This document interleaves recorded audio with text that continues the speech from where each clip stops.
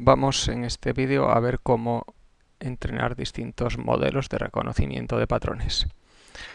Aunque en un curso de análisis de datos a menudo esta es la parte que resulta más interesante para los alumnos, en la práctica el entrenamiento en sí de los modelos de aprendizaje automático suele ser una parte pequeña del proceso de análisis de datos. La mayor parte del tiempo en el análisis de datos se suele ir en obtener y preprocesar esos datos. El entrenamiento de los modelos puede ser algo tan pequeño como un 5-15% del tiempo, y después la interpretación del resultado de haber entrenado esos modelos vuelve a ser otra parte más significativa. Vamos a comenzar, como muchas otras veces, por el conjunto de datos de tiempo y partidos de golf, y vamos a entrenar un modelo que va a ser un árbol de decisión. En Weka, debajo de modelado, tenemos aquí pues una gran cantidad de distintos modelos predictivos. Es el tipo de modelo con el que vamos a trabajar para predecir si jugamos o no el partido a partir de los ejemplos. Y el árbol de decisión estándar va a ser el que empleemos ahora. Esto va a usar los datos que le estamos pasando para entrenar el árbol de decisión. Para tener alguna métrica de cómo de bueno ese es el árbol de decisión, lo que vamos a tener es que aplicar ese modelo que hemos aprendido sobre datos que van a ser los mismos que usamos para entrenar en este primer paso, y tenemos que calcular algún tipo de métrica de rendimiento. Vamos a calcular simplemente el porcentaje de veces que acertamos en la predicción, el porcentaje de veces que el modelo, el árbol de decisión, asignó la etiqueta correcta.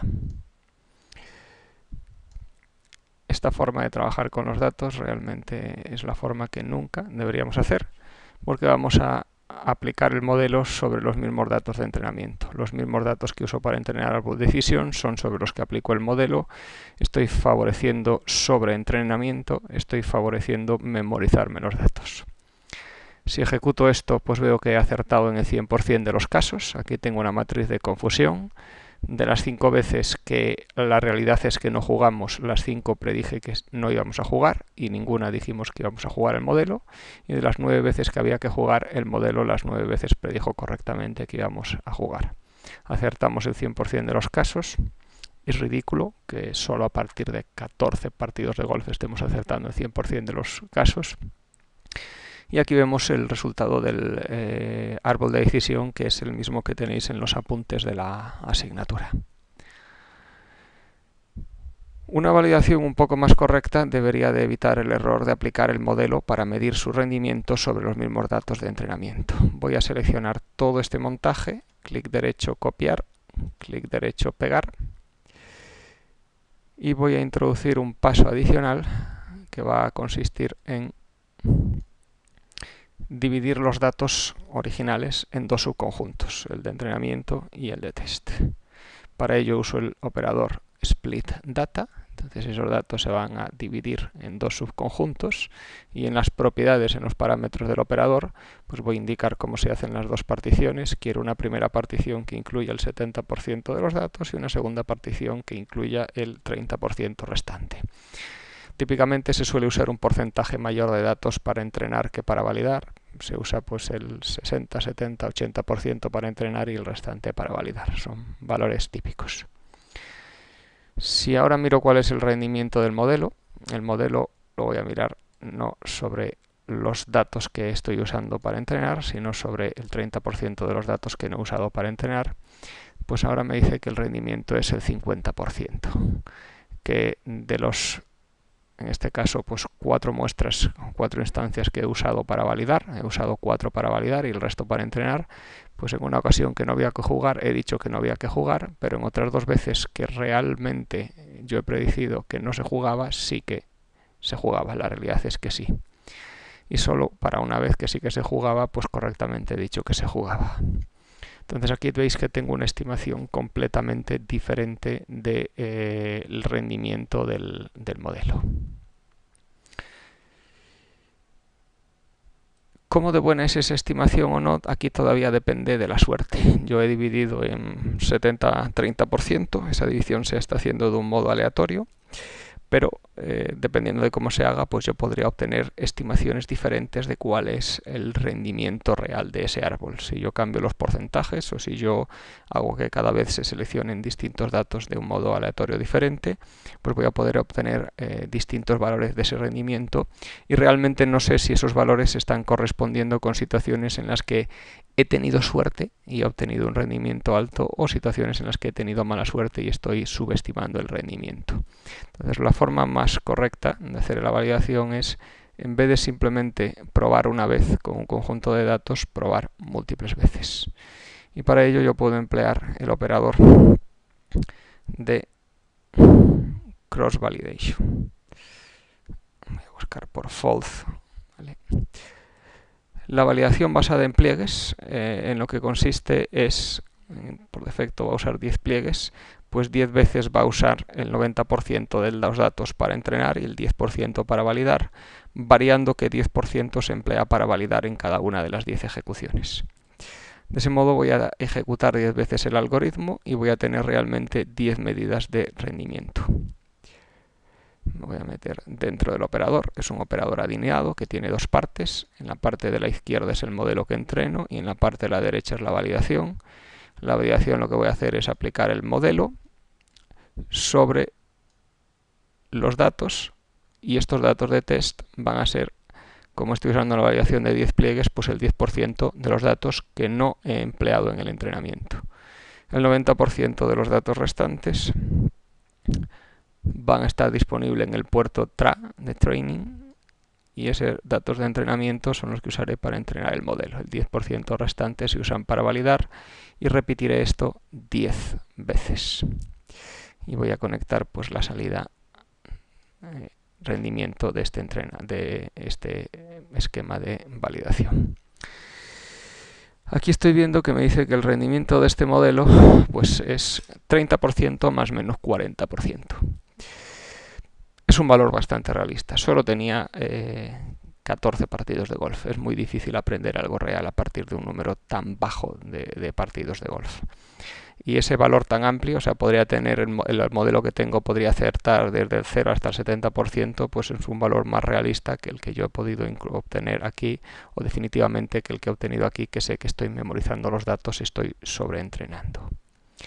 Siempre debería tender a usar este esquema de validación. Este esquema de aquí arriba es un esquema incorrecto, favorece memorización de los datos, y este esquema de aquí abajo tiene la desventaja de que no sé cómo de bueno o malo es esa ejecución. Es mejor este esquema, que me va a proporcionar no un valor para el rendimiento, sino un intervalo de confianza, 30 más menos 40%. Voy a repetir todo esto, pero cambiando el conjunto de datos. Voy a borrar los datos de golf y vamos a hacer lo mismo sobre iris. Este sí que es un conjunto de datos, pues 150 datos, que tiene suficiente tamaño para tratar de aprender realmente algo sobre él, ¿vale? No es un conjunto de datos juguete como el de los partidos de golf, que es demasiado pequeño para realmente aprender algo a partir de un modelo. Voy a ejecutar las tres mismas configuraciones de antes, pero sobre el conjunto de datos iris.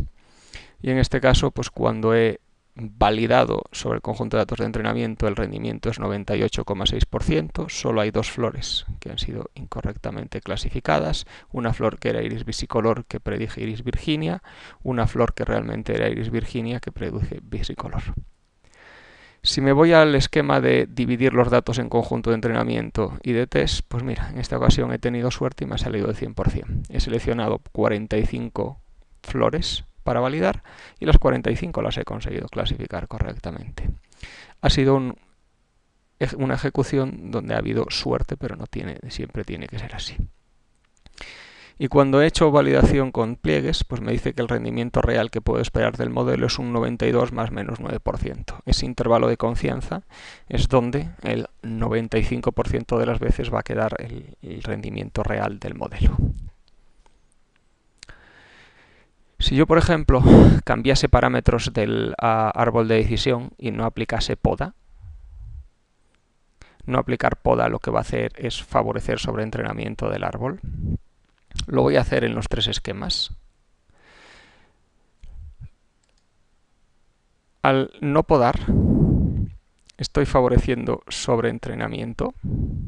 Cuando valide sobre el conjunto de datos sobreentrenado, es probable que obtenga una mejora en rendimiento, pero en los otros casos, como voy a usar conjuntos diferentes para validar y para entrenar, lo probable es que obtenga una peora en rendimiento, ¿vale?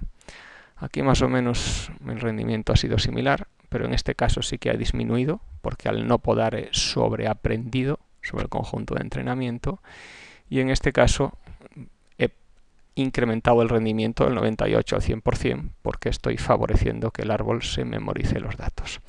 Además, si compruebo el resultado del árbol, y lo tengo aquí disponible, pues veré que el árbol de decisión ahora es ridículamente complejo, o bastante más complejo de lo que era antes, ¿vale? He pasado a tener este árbol, ¿vale?, de tener, pues si aplico poda, un árbol bastante más sencillo. Solo voy a cambiar los parámetros en el primero de los árboles porque es el único que ahora mismo estamos visualizando, pero es un árbol que tiene menos complejidad que el que estaba sin podar, y es un árbol que en este caso no ha memorizado datos.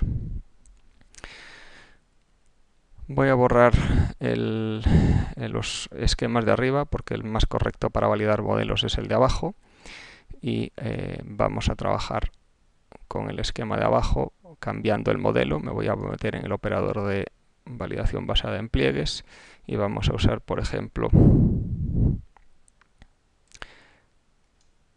naive Bayes.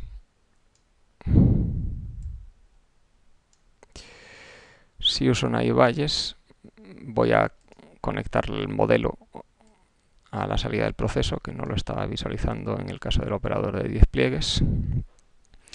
Aquí pues me está diciendo que el rendimiento que puedo esperar es 95 más menos 4%, o sea que parece que es un poco mejor que lo que podía esperar con el árbol de decisión. Y si voy a ver el modelo, pues aquí voy a poder ver para cada atributo las distribuciones media y desviación estándar, que además las tengo aquí directamente, la media y la desviación estándar de la gaussiana, que representa para el atributo A1 cada una de las tres clases, y aquí puedo verlas en el atributo A1, que sabemos de haber explorado este conjunto de datos que no es muy bueno para separar las tres especies, hay más solapamiento entre ellas.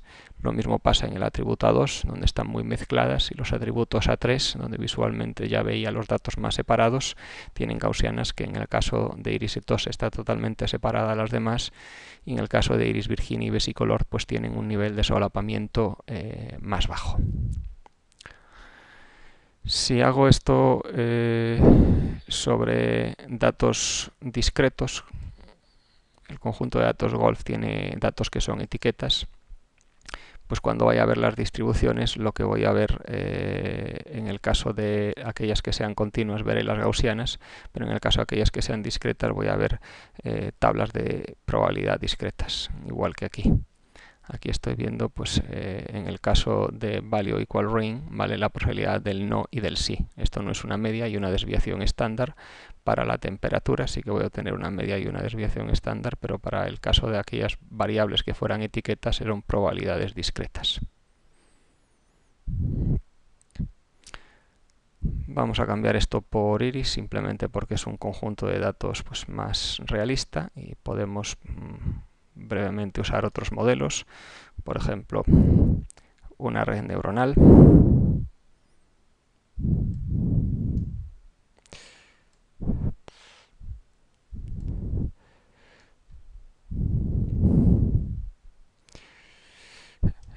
Esta es la representación de la red neuronal que ha entrenado. Estos 4 nodos son los 4 atributos de entrada. Esto es un valor constante de offset que se va a sumar a los pesos que multiplican los atributos de entradas y que están conectados a esta capa oculta, y tengo 3 neuronas de salida. Cada una de ellas representaría cada una de las 3 especies de flores, porque tengo tres clases en este problema.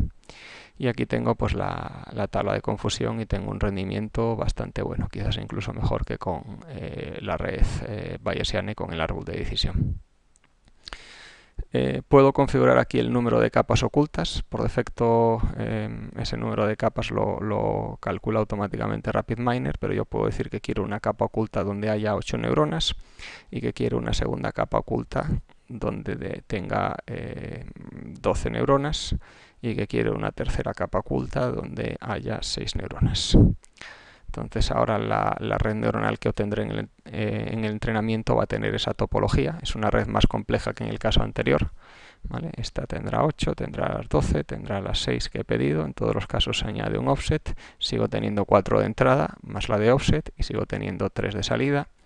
El rendimiento no ha variado significativamente. Este es un problema sencillo. No tiene realmente sentido usar una red tan compleja como esta. A veces incluso el rendimiento puede decrementar, porque aunque teóricamente al ser más compleja la red va a tener más capacidad de expresión, también va a ser más complejo el entrenamiento, el cálculo de los parámetros de esa red. AutoMPL es una funcionalidad que tiene RapidMiner para intentar estimar automáticamente el número de capas ocultas y de neuronas en las capas ocultas, y Deep Learning es un modelo más sofisticado y más reciente de red neuronal. Es uno de los mejores modelos predictivos que incorpora RapidMiner.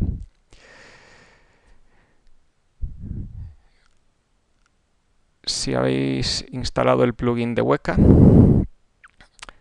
en Extensions, en Modeling, en Predictive, bueno, están todas desordenadas, vamos a buscar Bayes, pues tendréis la red bayesiana de Weka.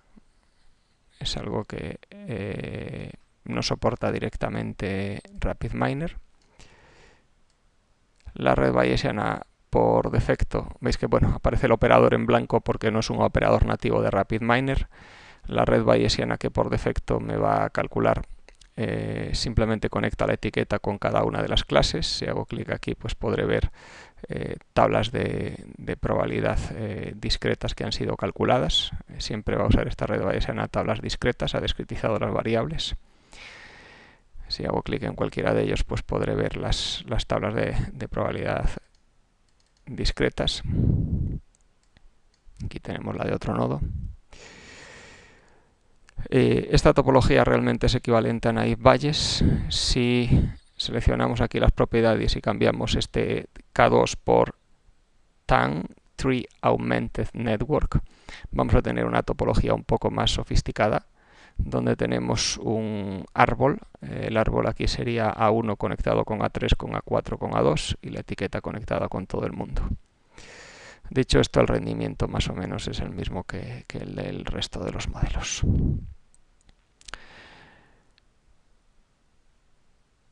De todos los modelos que hemos visto hasta ahora, todos ellos son solo capaces de predecir etiquetas, clases que sean etiquetas, clases que sean nominales, no numéricas, a excepción de las redes neuronales. Esas son capaces de predecir clases que sean etiquetas y clases que sean numéricas. Tengo más modelos dentro de RapidMiner para predecir clases numéricas. Vamos a eliminar este conjunto de datos y voy a buscar los datos que se llaman poly, que son datos numéricos. Si visualizamos, vamos a ejecutar esta, aunque nos va a dar un error porque la red bayesiana no puede, simplemente lo voy a hacer para poder ver los datos, ¿vale? Ahora aparece aquí el check de V, ha ejecutado esa caja, me deja ver los datos. Veo que aquí la etiqueta es un número real, primera vez que usamos un conjunto de datos que tiene esa propiedad, y que tengo otras 5 atributos que también son números reales. Puedo ir a ver scatterplots y veré que es bastante difícil interpretar nada aquí. Si yo quiero predecir esto, pues podría usar de entre los modelos que ya conocemos la red neuronal.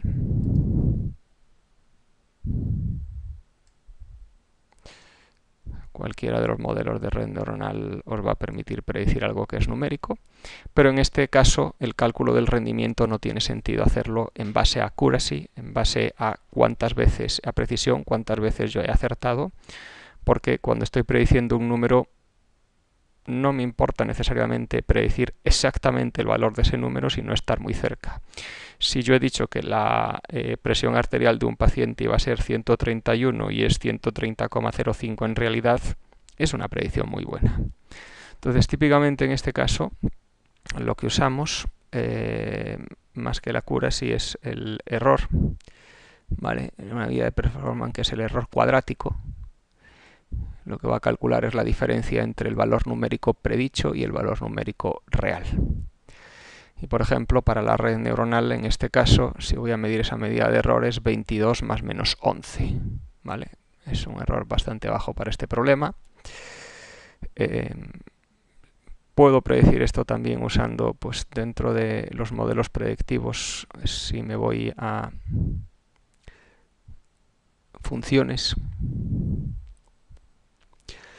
tengo varios modelos que me permiten, como la regresión lineal, predecir cosas que sean numéricas. Entonces esto es una mera regresión lineal y aplicada a este problema, aquí me está dando los coeficientes de la regresión lineal, el atributo A1 multiplicado por el 31, más A2 por 42, menos 4,1 multiplicado por A5, etcétera, etcétera.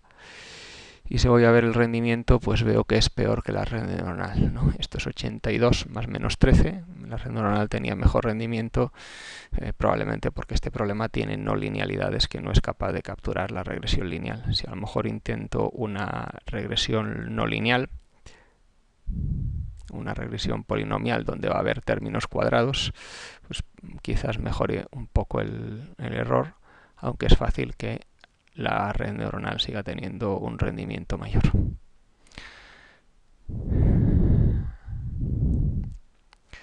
Pues realmente no ha mejorado el error, sino que ha empeorado.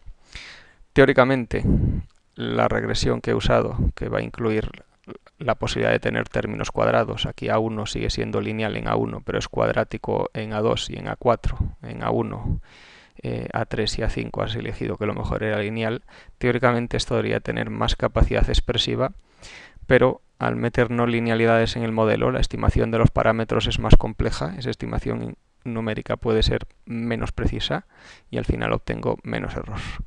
Aunque teóricamente, conceptualmente, podría parecer que siempre al usar un modelo más complejo voy a obtener mejores resultados. En la práctica esto no tiene por qué ser así, porque vamos a hacer siempre una estimación numérica de los parámetros de ese modelo, y cuantos más parámetros tengamos que estimar y cuanto más sofisticado sea ese modelo, típicamente más imprecisa es esa estimación numérica. Veis que en Weka hay una gran cantidad de modelos predictivos, ¿vale? 61 modelos que son capaces de predecir, la gran mayoría de ellos son capaces de predecir etiquetas y habrá pues en torno a una docena que son capaces de predecir clases que sean numéricas. En el curso hemos visto las grandes categorías de modelos predictivos que hay, si basados en árboles de decisión, si basados en redes neuronales, si basados en teoría bayesiana, basados en regresiones. Pero bueno, hay una cantidad muy amplia de modelos. Típicamente no todo el mundo conoce todos en detalle. Si queréis saber más sobre alguno concreto de ellos, pues siempre tenéis la opción de consultar la ayuda de Weka, especialmente para ver qué son todos los parámetros que os va a permitir configurar ese modelo. Con esto concluimos este vídeo.